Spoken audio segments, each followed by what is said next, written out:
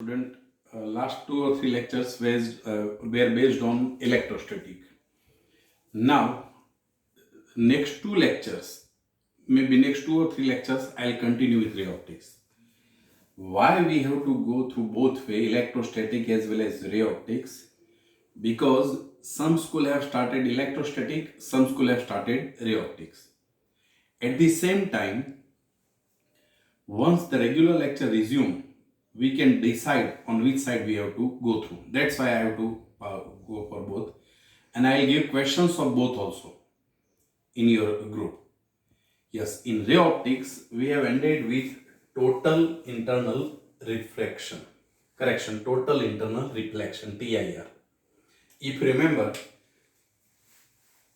condition for total internal reflection was angle of incidence should be greater than critical angle. And if the rarer medium is air, then we have written such relation sine of C is equal to 1 by n when air is refractive index of denser medium. Now there are certain applications of total internal reflection.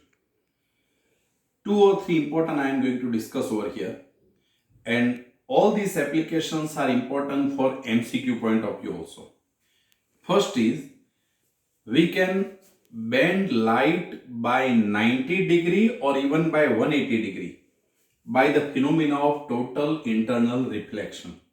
What I said, we can bend light by 90 degree or even by 180 degree. How? For that, what we have written, sine C is equal to 1 by n, condition for total internal reflection. Angle of incidence should be greater than critical angle. Now consider a glass prism of refractive index 1.5. Refractive index of material of prism is 1.5, and let's say this is isosceles right angle prism. Then this angle will be 45, this angle will also be 45, here it is 90. Now light ray incident on first surface of prism, see the figure. Light ray have incident normal to the surface. That's why angle of incident is 0, because angle we are making with respect to normal. So here light will go straight. Now see this, normal. So total will be 90, 90, 45. So this will be 45. What I said, refractive index of material of prism is 1.5. If you use this concept,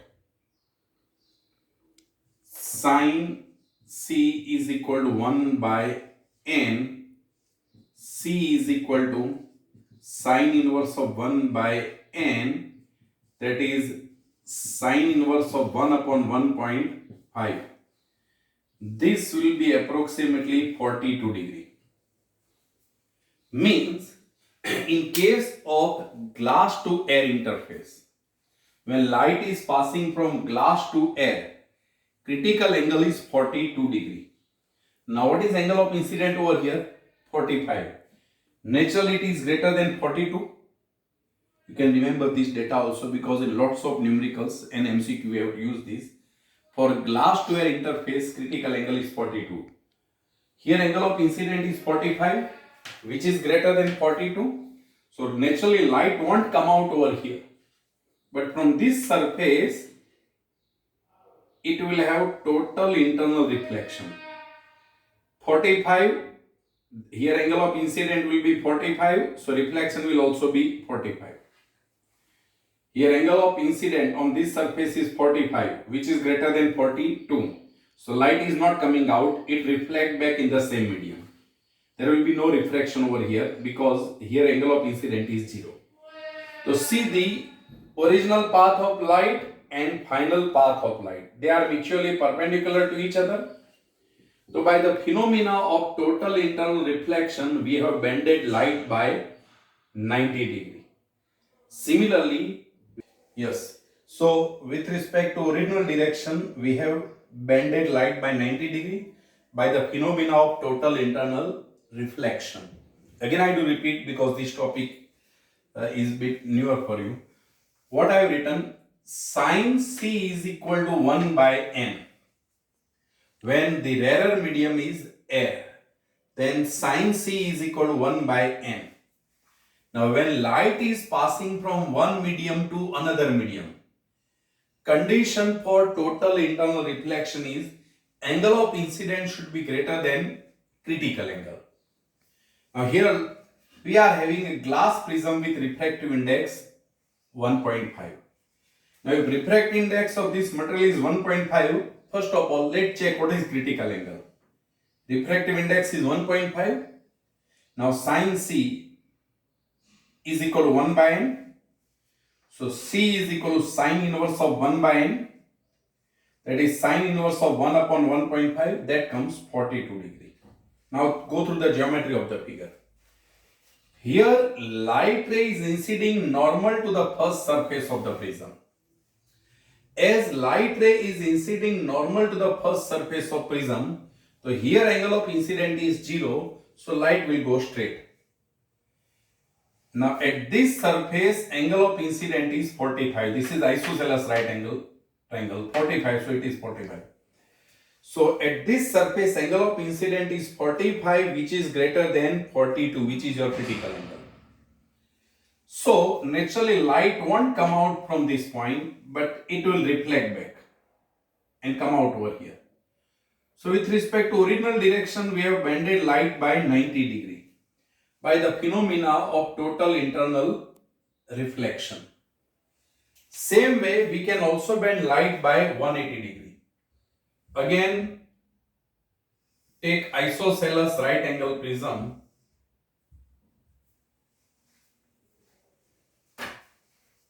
Light ray incident on first surface, here angle of incidence will be 0. As we have already discussed over here, same concept, angle of incidence is 45 over here.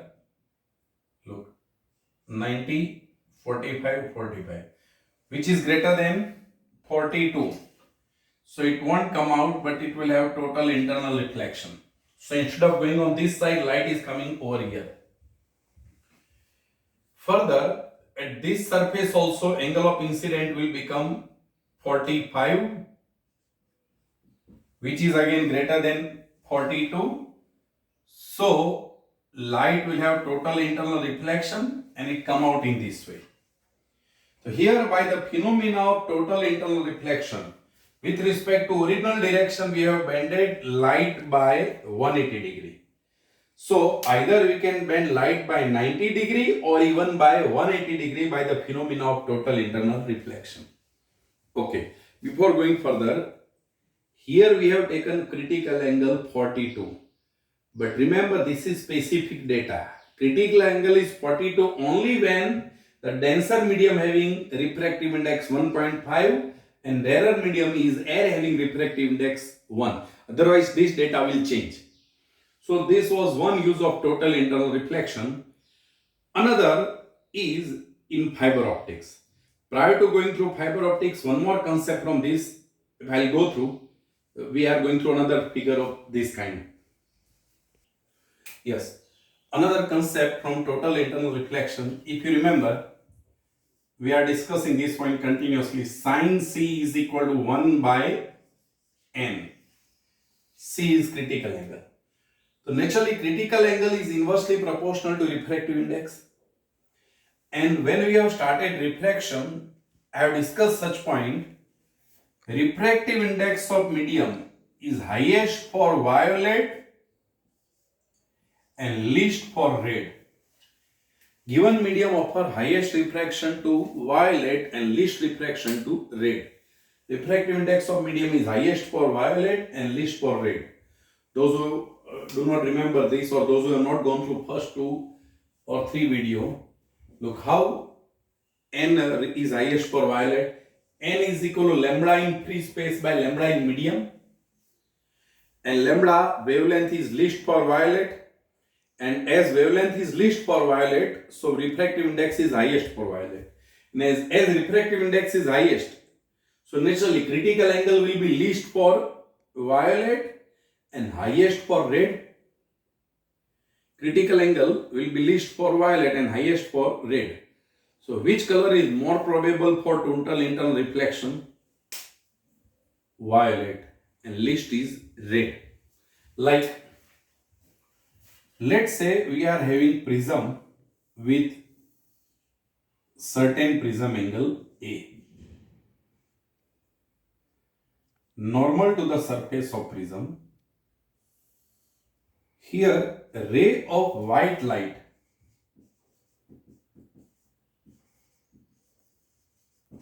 is entering. So naturally it will disperse. Here first bending. Now I am showing three different rays.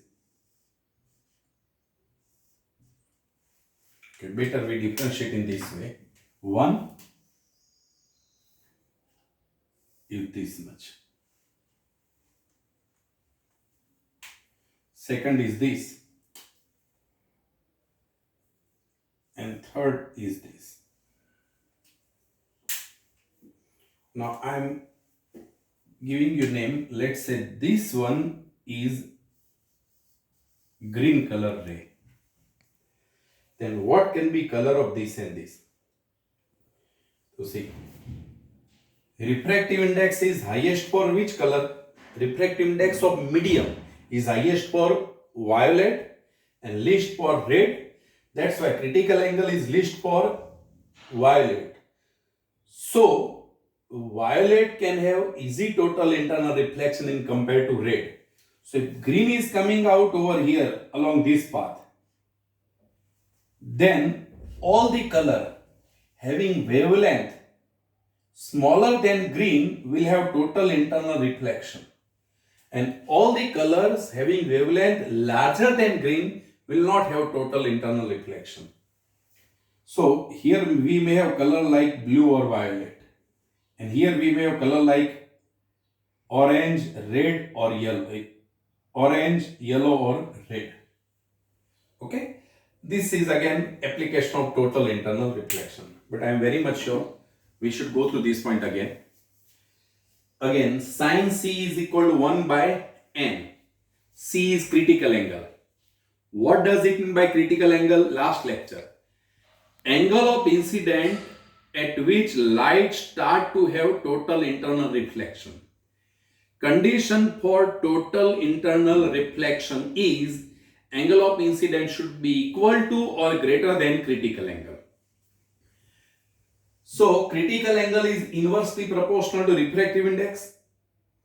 Now refractive index is highest for violet. Refractive index of medium is highest for violet and least for red. Why? For that, go through this. Refractive index is lambda in free space by lambda in medium. Wavelength is least for violet. That's why refractive index is highest for violet. And as refractive index is highest for violet, so critical angle is least for violet. Means, look, when critical angle is smaller, it is easy to have a total internal reflection, because condition is angle of incidence should be greater than critical angle. So if critical angle is smaller, we can easily have total internal reflection.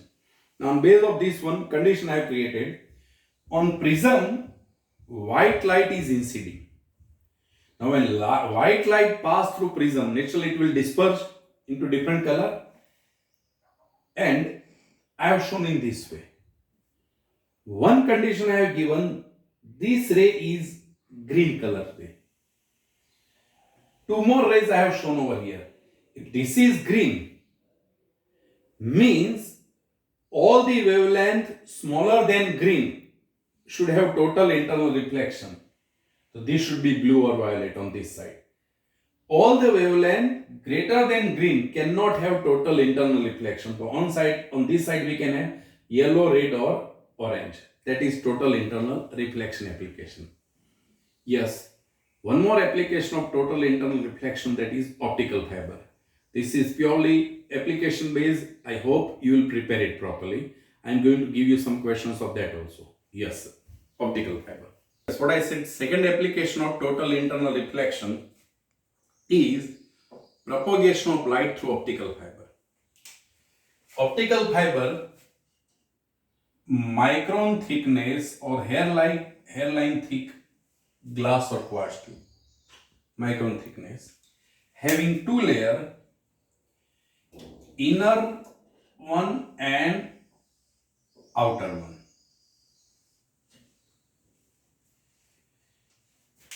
This is axis of the optical fiber. First of all, optical fiber with two layer,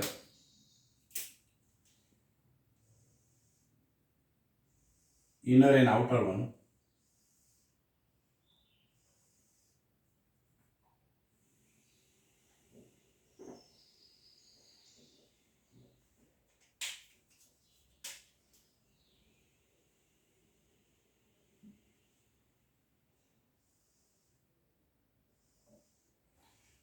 The inner layer is called core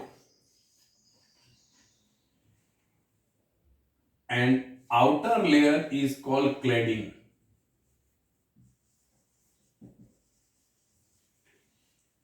Refractive index of core is, let's say, N2 and cladding is N1. Then first condition is N2 will be greater than N1. Yes, as I said, optical fiber having two different layers. Inner layer is core, outer layer is cladding. Core is optically denser, cladding is optically rarer. This is axis of the fiber. Now, let's say light enter inside the fiber at certain angle theta 1. It is from air to fiber, so from rarer to denser, because this is air, it will bend towards the normal. Let's say light ray have bent at angle theta 2 with respect to normal. Now, at this point, light is passing from core to cladding interface. What I said, at this point, light is passing from core to cladding. So, if this angle theta 2, this is 90, so here it is 90 minus theta 2. And if this angle 90 minus theta 2 is greater than C, that is critical angle. Critical angle for what? Core to cladding. And we know that when angle of incident is greater than critical angle, then light won't pass from one medium to another medium, but it will reflect back in the same medium. So, by the phenomena of total internal reflection, light can propagate through fiber. Again, I do repeat the geometry of figure. Light ray have entered inside the fiber at angle theta 1. Bend towards the normal at angle theta 2. At this interface, that is core to cladding, angle of incident will become 90 minus theta 2. And if this angle 90 minus theta 2 is greater than C, the light won't come out. It will not go in this way, but it will have total internal reflection. So inside the optical fiber, light is propagating by the phenomena of total internal reflection. One more concept. Look, if you remember, we have written sine of C is equal to 1 by n. But here sine of C will not be 1 by n. Why? Because rarer medium is not air. Rarer medium is cladding having refractive index n1. And denser medium is core having refractive index n2. So here it will become n1 by n2. So critical angle for core to cladding, C will be sine inverse of n1 by n2. Now, what is condition for total internal reflection? 90 minus theta 2, which is angle of incident over here. 90 minus theta 2 should be greater than critical angle. Now for 90 minus theta 2 to be greater, theta 2 should be smaller. And for theta 2 to be smaller, theta 1 should also be smaller. Which means if we want total internal reflection inside optical fiber, light should not enter in the fiber beyond certain angle, and that angle up to which light can enter inside the fiber to have a total internal reflection inside the fiber is called acceptance angle. Okay, and acceptance angle can be given by theta 1 here, sine inverse of under root of n2 square minus n1 square, where n2 is refractive index of core and n1 is refractive index of cladding. This was second use of optical fiber. In a very brief, I am going through that. In optical fiber, light propagates by the phenomena of total internal reflection. First, optical fiber having two layers, as I said. Inner layer is optically denser called core. Here I have written refractive index N2. Outer layer optically rarer called cladding, refractive index N1. Now see the figure. Let light have entered at certain angle theta 1. So when it passes from one medium to other, it will bend towards the normal. Here passing from air to core, so bending towards the normal at angle theta 2. Now this light ray further incident at this interface. This interface is dividing core and cladding. So at this point, angle of incident will be 90 minus theta 2. See the geometry figure. Theta 2, if we take this 90, this will be 90 minus theta 2. Now for total internal reflection to occur, this angle of incident 90 minus theta should be greater than C. C is critical angle. Here critical angles can be given by sin C is equal to n1 by n2, refractive index of rarer to refractive index of denser, or C is equal to sin inverse of n1 by n2. Yes, what I said, 90 minus theta 2 should be greater than C. Now for 90 minus theta 2 to be greater than C, theta 2 should be smaller. Then naturally 90 minus some smaller part. Theta 2 should be smaller. For theta 2 to be smaller, theta 1 should also be smaller. So light can have total internal reflection in the fiber when it is entering at certain angle. Beyond that angle, if light is entering, then it will not have total internal reflection. And that angle up to which light should enter is called acceptance angle. And acceptance angle can be given by theta 1 is sine inverse of n2 square minus n1 square. Yes. Last time we have ended with total internal reflection. This time I have discussed application of that. We will further continue with refraction through curved surface in next lecture.